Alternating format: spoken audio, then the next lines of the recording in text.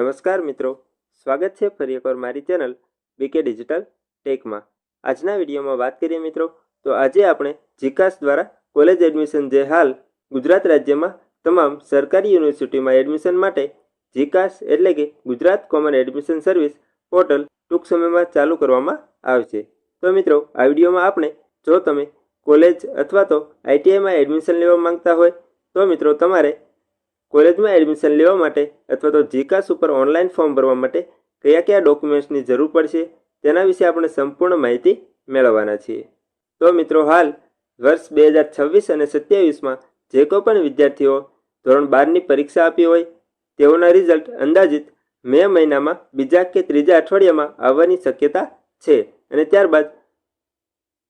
જીકાસ ઉપર college admission માટે online પ્રક્રિયા શરૂ કરી દેવામાં આવશે। તો મિત્રો જો તમારે ધોરણ 12 પછી કોલેજમાં એડમિશન લેવાનું હોય અને ઓનલાઈન ફોર્મ ભરવાનું હોય તો મિત્રો તમારે કયા કયા ડોક્યુમેન્ટ્સની જરૂર પડશે તેના વિશે આપણે સંપૂર્ણ માહિતી આ વિડીયોમાં આપેલી છે। તો આ વિડીયોને છેલ્લે સુધી જોવા વિનંતી, જેથી કરીને જ્યારે પણ જીકાસ પોર્ટલ ચાલુ કરવામાં આવે ત્યારે તમારે વધારે ધક્કામુક્કી ના કરવી પડે અને તમે ઝડપથી તમારું ફોર્મ ઓનલાઈન ભરી શકો। તો મિત્રો વિડીયો શરૂ કરતા પહેલાં જો તમે અમારી ચેનલ ઉપર નવા હોય તો અમારી ચેનલને સબસ્ક્રાઈબ જરૂરથી કરી લેજો। અમારી ચેનલ ઉપર મિત્રો આવા જ પ્રકારની તમામ ગુજરાત રાજ્યની અવનવી માહિતીઓ, કોઈપણ નવી યોજનાઓ, સરકારી ભરતીઓ અથવા તો ખેડૂતોને લગતી ખેતીવાડીને લગતી યોજનાઓ વિશે સંપૂર્ણ માહિતી વિડીયો દ્વારા આપવામાં આવે છે। તો મિત્રો સૌપ્રથમ આપણે વાત કરીએ તો જીકાસ એ ગુજરાત કોમન એડમિશન સર્વિસ જે મિત્રો ગુજરાત સરકાર દ્વારા કોઈપણ વિદ્યાર્થીઓને અલગ અલગ જગ્યાએ એડમિશન લેવા માટે ડોક્યુમેન્ટ્સ લઈને ના જવું પડે તે માટે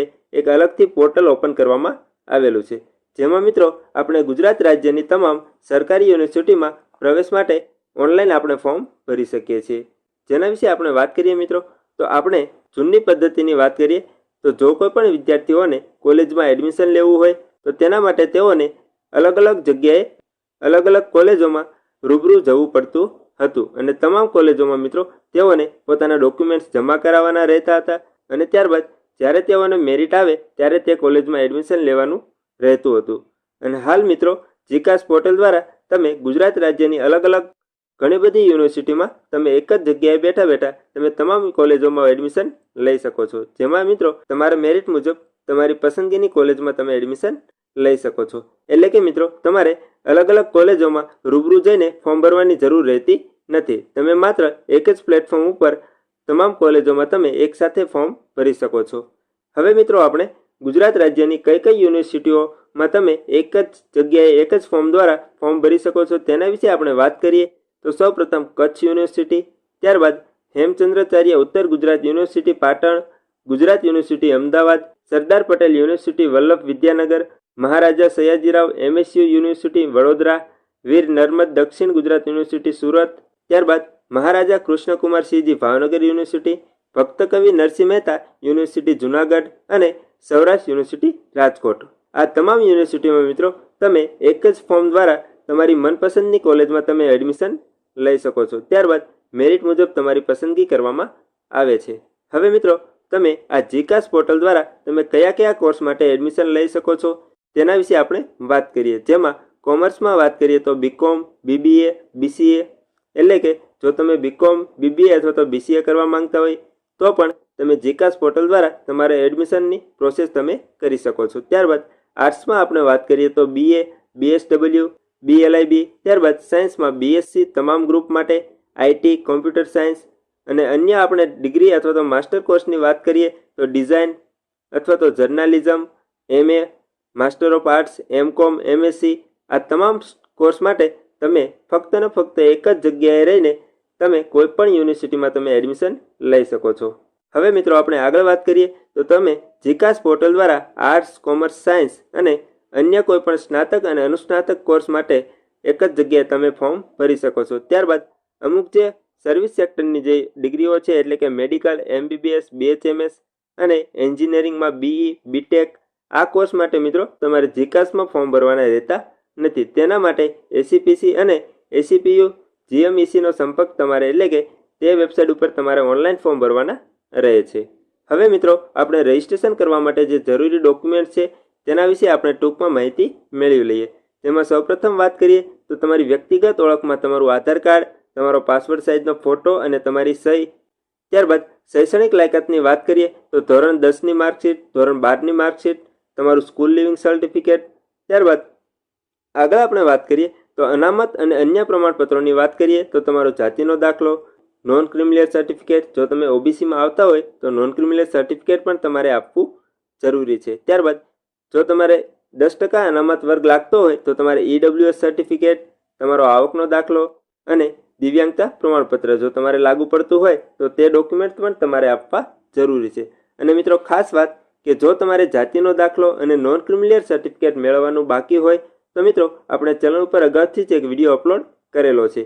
જે મિત્રો તમને ઉપર આઈ બટન ઉપર અને આ વિડીયોના ડિસ્ક્રિપ્શનમાં તમને તે વિડીયોની લિંક મળી જશે, જ્યાંથી મિત્રો તમારે જાતિનો દાખલો અને નોન ક્રિમિનલ સર્ટિફિકેટ મેળવવા માટે કયા કયા ડોક્યુમેન્ટ્સની જરૂર પડે છે અને તેની સંપૂર્ણ પ્રોસેસ દર્શાવતો વિડીયો આપણે ચેનલ ઉપર મૂકેલો છે.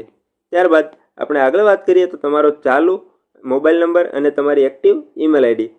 અને તમામ વિદ્યાર્થી મિત્રોને એક ખાસ ધ્યાન રાખવાનું છે કે મોબાઈલ નંબર અને ઈમેલ આઈડી જે તમારે રેગ્યુલર રાખવાની હોય તે જ તમારે અહીંયા ફોર્મ ભરતી વખતે આપવાની રહે છે.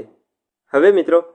કોલેજમાં એડમિશન લેવા માટે તમારે કયા કયા ડોક્યુમેન્ટ્સ તમારે ઓરિજિનલ રાખવાના રહે છે તેના વિશે આપણે ટૂંકમાં અને એક સિંગલ લિસ્ટમાં આપણે સંપૂર્ણ માહિતી મેળવી લઈએ. જેમાં સૌપ્રથમ વાત કરીએ તો તમારે કોલેજમાં એડમિશન લેવા માટે વિદ્યાર્થીનું આધાર કાર્ડ, ત્યારબાદ વિદ્યાર્થીનો ફોટો અને સિગ્નેચર, ત્યારબાદ ધોરણ 10 અને ધોરણ 12ની ઓરિજિનલ માર્કશીટ, ત્યારબાદ જાતિનો દાખલો જો લાગુ પડતો હોય તો, ત્યારબાદ નોન ક્રિમિનલ સર્ટિફિકેટ ફક્ત ઓબીસી ઉમેદવારો માટે, ત્યારબાદ ઈડબ્લ્યુએસ સર્ટિફિકેટ, ત્યારબાદ શાળા છોડ્યાનું પ્રમાણપત્ર, વિદ્યાર્થીનું પોતાનું સ્કૂલનું લિવિંગ સર્ટી, ત્યારબાદ વિદ્યાર્થીના પિતાનો આવકનો દાખલો, ત્યારબાદ દિવ્યાંગતા પ્રમાણપત્ર જો લાગુ પડતું હોય તો તે પણ તમારે આપવું જરૂરી છે. ત્યારબાદ મોબાઈલ નંબર અને તમારી ઈમેલ આઈડી, જેમાં ખાસ ધ્યાન રાખવાનું છે કે આપણે અગાઉ વાત કરી તે મુજબ કે તમારે જે રેગ્યુલર મોબાઈલ નંબર અને ઈમેલ આઈડી રાખવાની હોય તે જ તમારે ફોર્મ ભરતી વખતે આપવાની રહે છે. હવે મિત્રો ફોર્મ ભરતી વખતે ધ્યાનમાં રાખવા જેવી જે 4 મુખ્ય બાબતો છે તેના વિશે આપણે વાત કરી લઈએ. સૌપ્રથમ આપણે વાત કરીએ તો તમે ગુજરાત રાજ્યની તમામ અલગ અલગ યુનિવર્સિટીની વેબસાઇટ ઉપર જવાને બદલે તમે ફક્ત ને ફક્ત જીકાસ પોર્ટલ ઉપર તમામ યુનિવર્સિટીમાં એકસાથે તમે ફોર્મ ભરી શકો છો. ત્યારબાદ એક ખૂબ જ અગત્યની માહિતી મિત્રો જે તમામ વિદ્યાર્થી મિત્રોને ધ્યાન રાખવાની છે કે તમારે અહીંયા આપણે જીકાસ પોર્ટલ પર ફોર્મ ભરતા પહેલાં જ તમારે જે કોઈ પણ યુનિવર્સિટી, જે કોઈ પણ કોલેજ અથવા તો જે કોઈ પણ કોર્સમાં તમે એડમિશન લેવા માંગતા હોય તેનું લિસ્ટ તમારે અગાઉથી જ બનાવી રાખવાનું રહે છે. અને મિત્રો આ એક જ ફોર્મમાં તમે અલગ અલગ યુનિવર્સિટી અને અલગ અલગ કોર્સ તમે પસંદ કરી શકો છો. અને એડમિશનની વાત કરીએ મિત્રો તો મેરિટ મુજબ તમે જે પસંદ કરેલી કોલેજો અને યુનિવર્સિટી અથવા તો કોર્સ હશે તેમાં તમારા મેરિટ મુજબ તમને એડમિશન મળવાપાત્ર રહે છે. તો મિત્રો જો તમને અમારો વિડીયો પસંદ આવ્યો હોય તો અમારી ચેનલને સબસ્ક્રાઈબ જરૂરથી કરી લેજો. અમારી ચેનલ ઉપર મિત્રો આવા જ પ્રકારની તમામ સરકારી ભરતીઓ, ખાનગી કંપનીઓની ભરતીઓ અથવા તો ખેડૂતોને લગતી યોજનાઓ વિશે વિસ્તારપૂર્વક માહિતી આપવામાં આવે છે. તો મિત્રો અમારી ચેનલને સબસ્ક્રાઈબ કરીને બેલ આઇકન ઉપર ક્લિક જરૂરથી કરી લેજો, જેથી કરીને આવા જ પ્રકારની માહિતી આપ સૌને સૌપ્રથમ મળતી રહે. ધન્યવાદ મિત્રો.